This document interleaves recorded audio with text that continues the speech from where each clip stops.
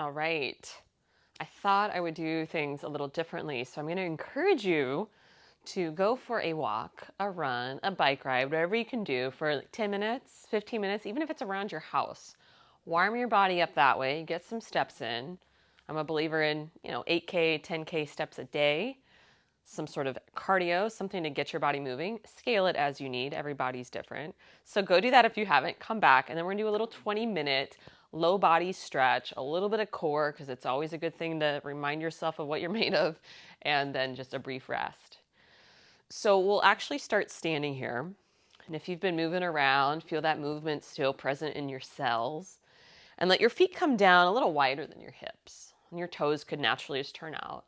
Soften the knees, not too wide, but like hip distance-ish or just a couple inches wider. Roll your shoulders up, back down. And start to reel your breath more into your body. Breathe in and breathe out. So as you take another big shoulder roll up, back and down, let your arms literally shake. Shake your arms, shake your hands. Move things out of the elbows. Let your hips move, let your whole body move if needed. And now go back into your feet, soft bend to your knees. Lift up through the crown of your head and let your body twist to the right. Let your hands just loosely kind of flop around and then open and twist to the left. Now to fix the feet, I find is a little jarring on the hips. So play with turning your toes. So as you twist to the right, let your toes, that left toe especially, pivot a little right and then to the left. So once you have the mechanics down, let it feel a little looser, a little freer. Breathe. Inhale and exhale. Let your arms just feel like noodles and flopping around. One way, other way. Side to side here. So slow it down. Come back to center. Okay, plant your feet. Stretch your arms up. Open the arms, big circle backwards. Soft bend in the elbows.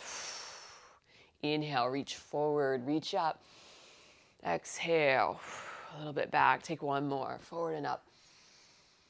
And a little bit back. Now you're back in the feet. You could put right hand on right hip or let it hang and punch your left arm across.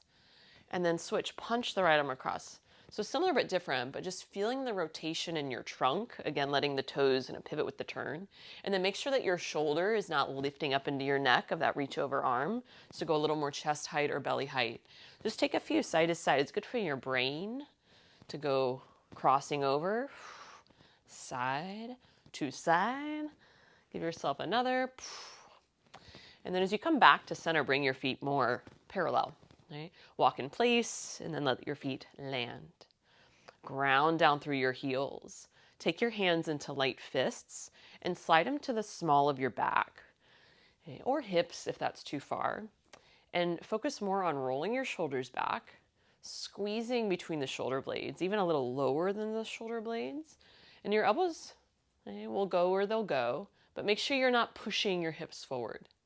Use your legs to firm up, ground down. Pull the elbows back and then start to lift your heart intentionally here. Your eyes will probably go higher on the ceiling. Squeeze elbows back, look up, lean a little back, open up the hip flexors. Now take a couple more breaths.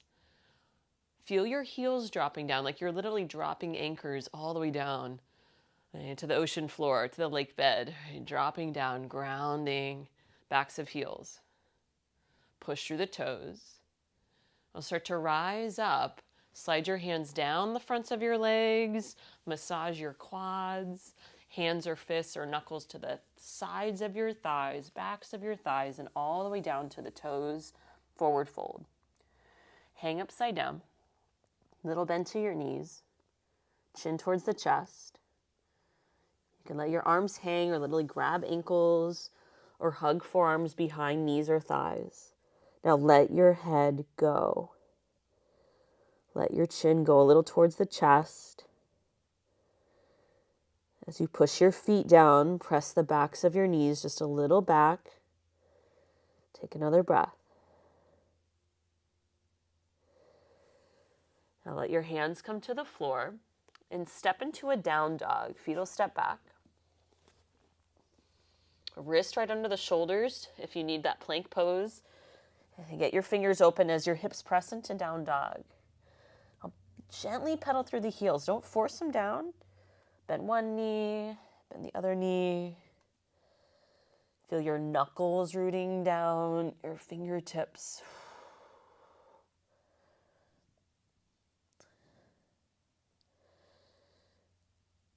And as you come back to your down dog, pause there. And just hold down dog. 2 more breaths. Push the fingers down. The knees to the mat. Child's pose all the way hips to heels. Your arms could stay forward or reach your hands back towards your feet. Find a way to rest your head. Take 2 full breaths into the belly, into your low back and sides.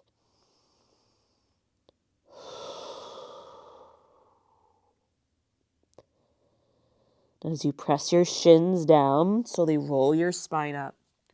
If it's comfortable, be here in a kneel. If you need to sit or even stand, you could do that. We're going to do a few cat-cows here. So I'm going to position myself kneeling. Do what feels best as your hands find your thighs or knees. But then you'll draw the elbows a little back, lift chest for cow, breathe in, look up. And round the spine as you exhale, navel in, shrug the shoulders a little forward, chin to chest. Breathe in, rise up, lift the heart, hug a little behind the heart. And as you draw the belly in, round the spine, chin towards chest. Take another round or 2, breathe in, breathe out.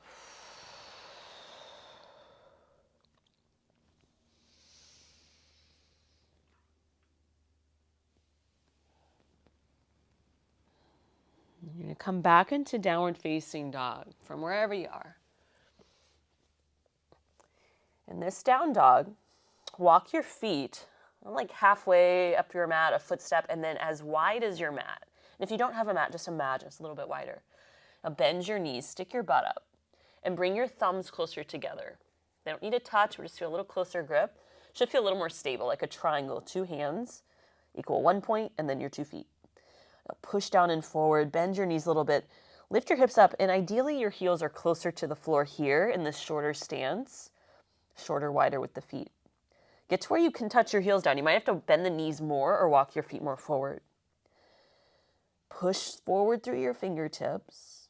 Now walk your hands back between your heels. Yogi squat, heels in, toes open. So you might be too wide, so adjust your stance.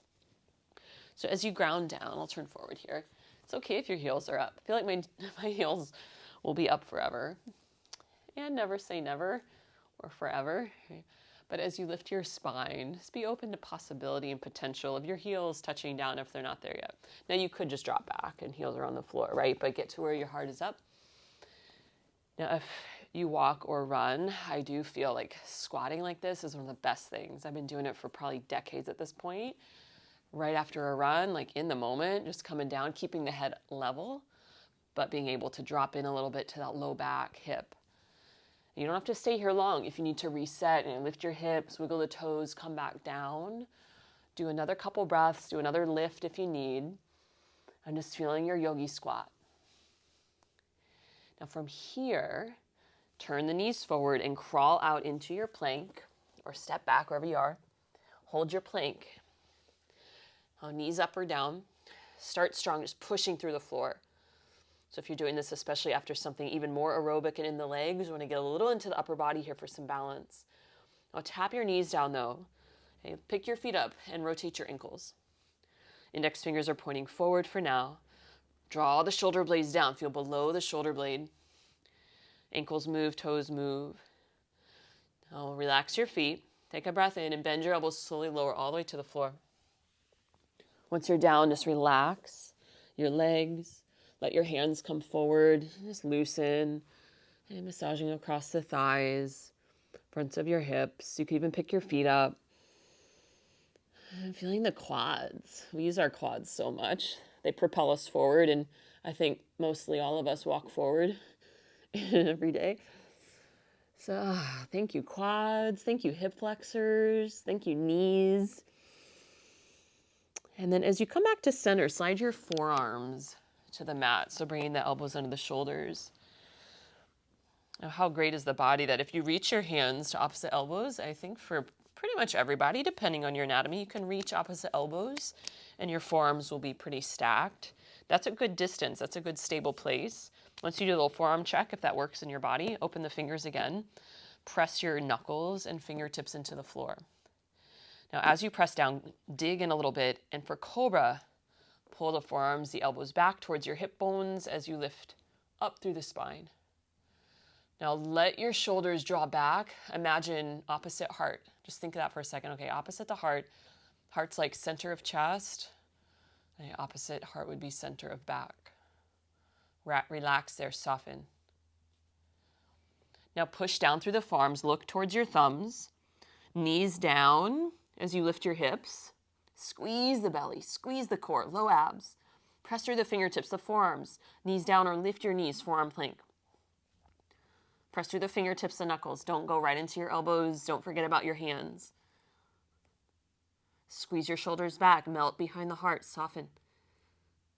Now knees down, back to the palms, your full plank. Knees down or knees up. Down dog, lift your hips. Look to your hands, bend the knees, walk or hop, top of mat, forward fold. Your inhale, halfway lift.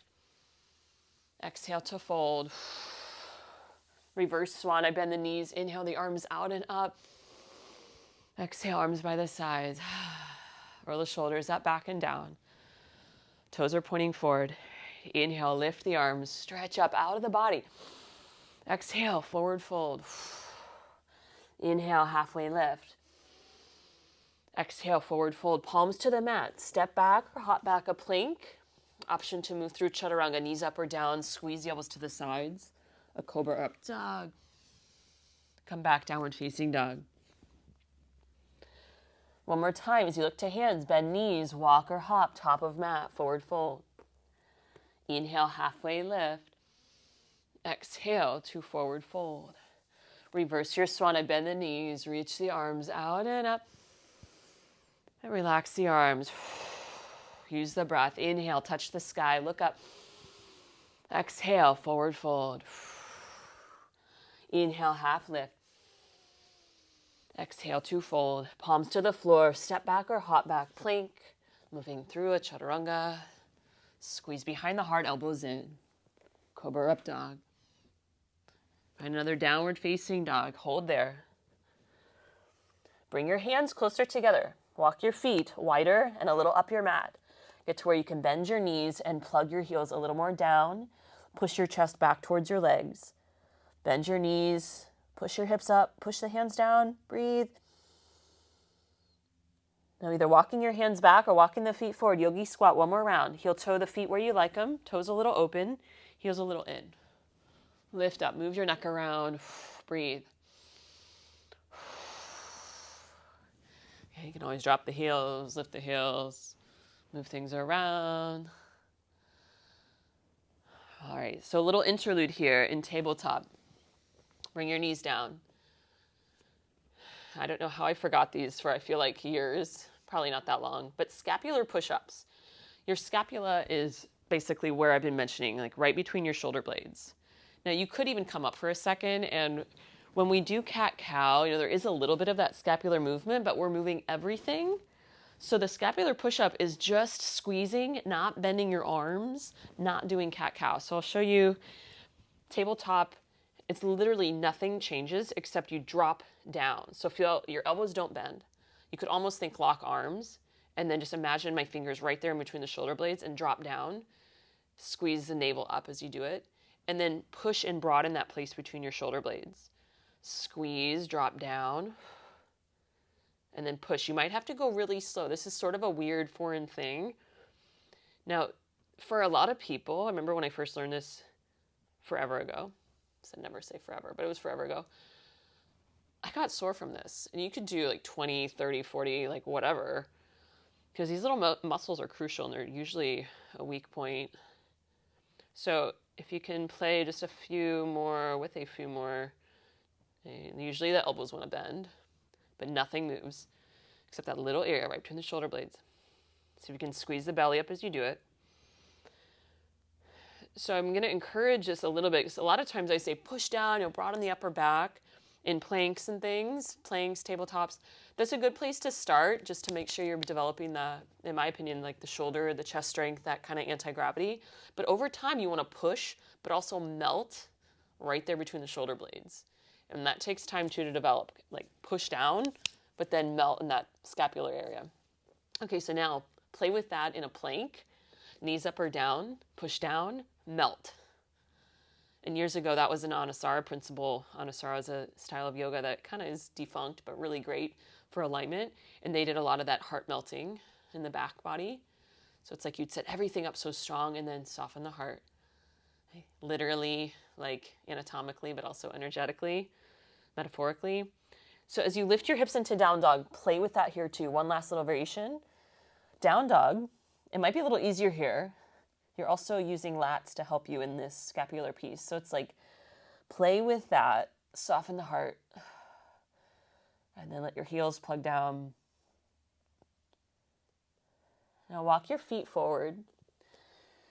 Walk the hands back, forward fold. Come off the wrist. After all that, move your wrist around. If you stretch the wrist on the floor. Oh, press your feet down, slowly roll up to stand. Now we're going to finish with a triangle finale here. You're going to take your feet out wide on the mat. You can turn to the long edge or wherever you're facing. Start with not too wide, but where you can plant the feet pretty flat. Pinky toes pressed down, parallel your feet. But now turn your right hip, right knee, right toes, about 90 degrees or so to the right. Your left toes are pretty much pointing in that same direction, maybe a slight pigeon toe in, just to make sure that your left hip is not going to fling open. Now bump your tailbone a little back, a little in. Feel your hip creases. Sometimes it's helpful to send them just a little back, or at least be aware that there's some movement there if needed. Bend your right knee a little bit. Pull your arms apart, literally, like pull from your chest out, and then draw your shoulder blades down. You could even turn palms up. Now lift the spine, open the ribs, squeeze behind the heart without pulling your arms back. You can still see your hands in your peripheral vision. Now, you don't need to have blocks for this. Push your hips down or feet down. Press your left hip back. Reach the right arm forward, forward, forward. Now lower your right hand towards your right thigh. Right knee without putting any pressure on it, or even right below the right knee. Fingertips, light grip. Lift the left arm right away. Use your left side. Look up, forward, or down, and now push right heel down and feel your right hamstring. It's core. You don't even need this right arm. Okay, but use it to help you lengthen a little bit extra in the right leg. Reach up through the left hand. Feel like you literally could touch a little hook on the ceiling that you could pull on. Breathe. I'll push the feet down, belly in, rise up. All right, switch. Right toes turn in or pigeon toe, left toes, hip, left knee, everything. Pull the arms apart, palms up or down. Push your feet down. Lift your head. Remember your hip creases can move around. Breathe in. Right hip back. Exhale, left fingers forward, forward. And then lower left hand towards, again, thigh, knee below kneecap. No pressure on knee. Reach up through the right hand. Squeeze up through the belly. You don't even need this left hand. But as you keep pushing down, feel your left hamstring. Turn the head where you like.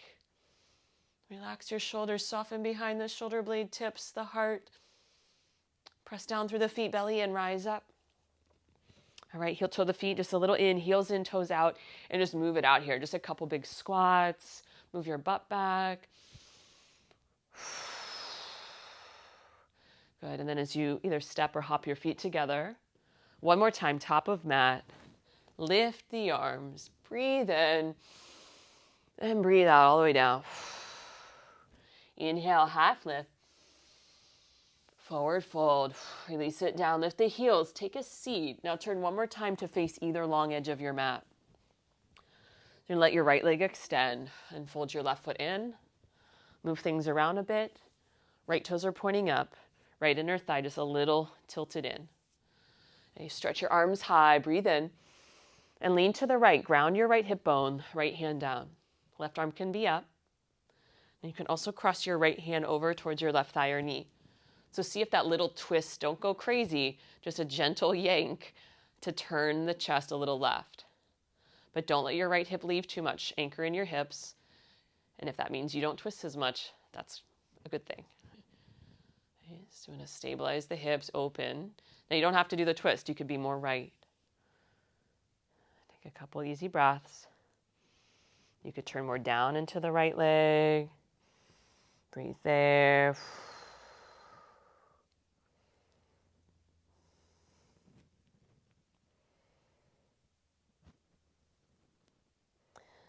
Now start to come up. Lean back, switch your legs. Right foot folds in, left leg extends. Little bend to the left knee. Left hip wraps just a little bit in. Left pinky toe is up. Ground into your left seat. Lift your arms. Breathe in. Left hand down. Right arm up and over. So you could be here. The left hand could reach over. Again, a little turn, pull, not a yank, but maybe. But if you feel the left hip leave the ground, work it back into the floor. It doesn't have to be a crazy twist, if at all. You could also just be leaning into your left leg. Lengthen, reach. You could turn more into the left leg. Take one more breath. And as you sit heavy, rise up. You bend the left knee in. You can take the feet behind. You rock a little bit here. All right, and as you lower to your back, just a little micro shavasana, or turn it much longer if you need, or have some other stretches. But as you hug the knees to your chest, rock a little bit and just feel like, you did it. You did a little movement, got a little more into your hips, got some of those little sneaky places of tension opened up, got the upper body going just a little, but right, like enough. If you want a little happy baby here, widen the knees, arms inside the legs, hey, or just holding your round back thighs there. Let your head be down, rock side to side. Now, as you move into Shavasana, stretch out. It could be literally a couple few breaths here.